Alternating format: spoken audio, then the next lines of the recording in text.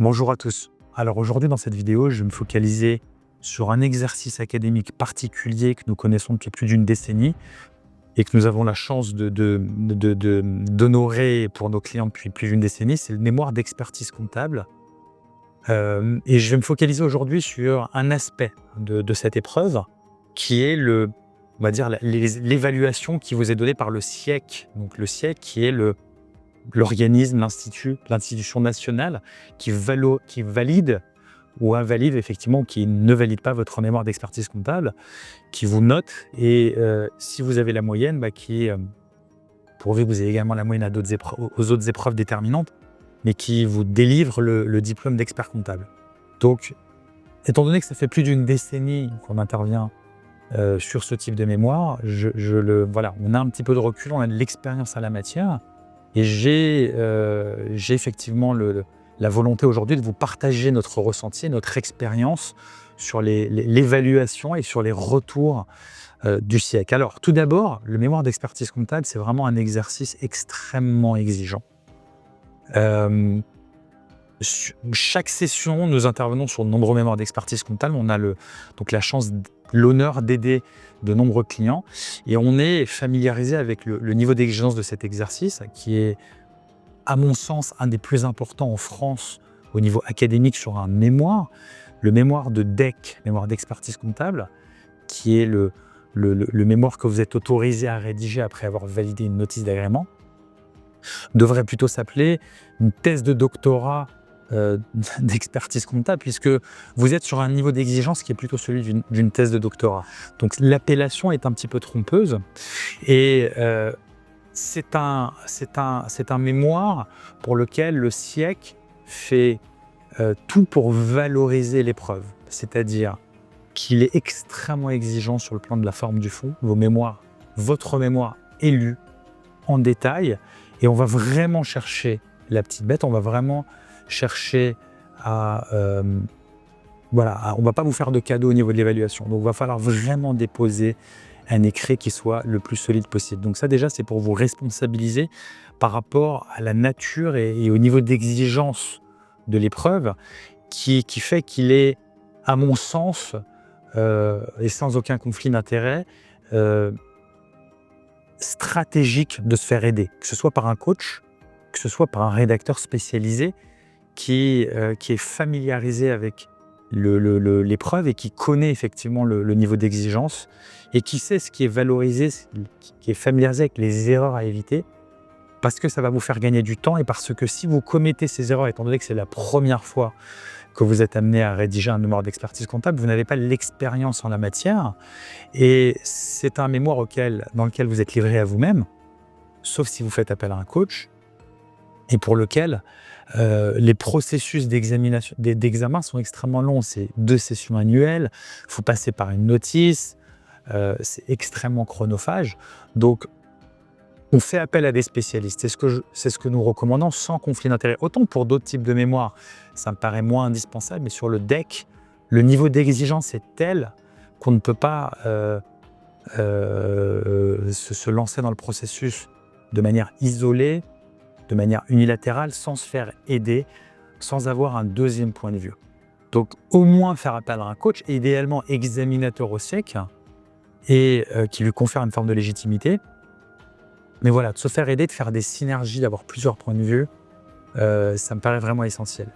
Sur les premières soumissions, lorsque vous êtes amené à soumettre un mémoire, votre mémoire, sachez que le SIEC aura tendance encore plus à faire preuve de zèle. C'est-à-dire qu'il va vraiment ils ne vous feront pas de cadeaux. Donc, ils vont vraiment chercher l'erreur et ils vont vraiment, entre guillemets, je pense que c'est le terme qui correspond le plus à un anglicisme, passez-moi cet anglicisme, mais ils vont chercher à challenger votre mémoire, vraiment à chercher l'erreur. Et voilà, donc la clé, quelle est la clé? Comment effectivement se protéger par rapport à cela? C'est vraiment chercher avoir le mémoire le plus solide possible en le faisant relire par un coach, pourquoi pas en faisant appel par exemple à nos services au niveau rédactionnel, mais je dirais surtout de le faire valider par un coach qui est examinateur au SIEC. Moi, ça me paraît vraiment indispensable de le faire. Du moins, si je devais soumettre aujourd'hui mon mémoire d'expertise comptable, c'est ce que je ferais. à avoir vraiment le mémoire le plus solide possible parce que votre mémoire sera vraiment évaluée. On ne va vraiment pas vous faire de cadeaux. Il est possible qu'un coach vous valide le mémoire et vous dise « bon, c'est très solide, tu peux le déposer » et puis au final, le mémoire n'est pas validé. C'est des choses qui arrivent. C'est pour vous montrer à quel point le niveau d'exigence est important et à quel point il est important d'avoir un écrit qui soit vraiment le plus solide possible. Donc, je vous sensibilise vraiment sur cet aspect-là. Donc, il faut vraiment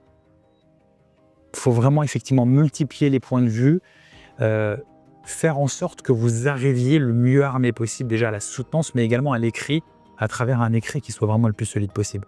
Si effectivement vous rédigez la dernière minute, si vous ne vous faites pas relire, si vous travaillez seul, sachez que vous prenez un risque beaucoup plus important. Ça ne veut pas dire que ce n'est pas impossible, mais ça veut dire que vous allez avoir un niveau de risque qui sera beaucoup plus important. Et ce niveau de risque, vous le réduisez, vous le régulez en faisant appel à des spécialistes, à des gens qui ont l'expérience à la matière, dont c'est le métier, tel que effectivement un coach avec plus d'une décennie d'expérience par exemple, c'est celui qu'on recommande de manière parallèle à notre intervention, qui apporte beaucoup de valeur et qui a plus d'une décennie d'expérience. Notre intervention rédactionnelle, puisque notre rédacteur fait que cela depuis des années, sur chaque session il en traite plusieurs, au même titre que la notice d'agrément. Donc on va optimiser cette probabilité de validation.